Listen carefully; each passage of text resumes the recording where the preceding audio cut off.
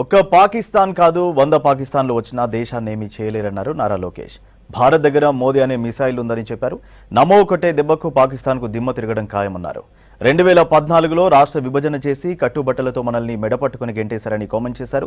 చంద్రబాబుకు సంక్షోభాలు కొత్త కాదని, రైతుల సహకారంతో అమరావతిని నిర్మిస్తున్నామన్నారు లోకేష్.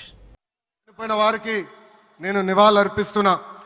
ఉగ్రవాదుల దాడిలో చనిపోయిన వారి కుటుంబానికి దేశం మొత్తం అండగా నిలబడుతుంది. పాకిస్తాన్ గీత దాటింది, అమాయకుల్ని చంపింది, చాలా పెద్ద తప్పు చేసింది. ఒక్క పాకిస్తాన్ కాదు, 100 పాకిస్తాన్లు వచ్చినా భారతదేశ నేలపై మొలిచిన గడ్డి కూడా పీకలేరు. 100 పాకిస్తాన్లకు సమాధానం చెప్పే ఒక్క మిసైల్ మన దగ్గర ఉంది.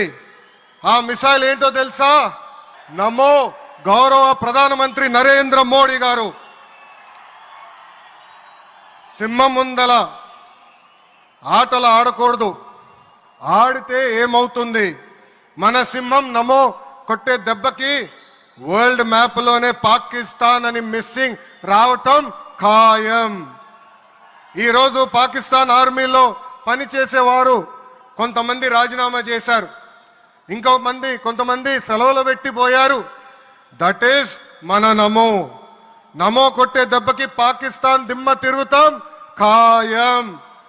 ఈరోజు నేను గర్వంగా చెప్పగలుగుతున్నా, ఎంటైర్ నేషన్ స్టాండ్స్ విత్ మన నమో. 2014లో రాష్ట్ర విభజన జరిగింది. కట్టుబట్టలతో మెడబట్టి మన బయటికి గెంటేశారు.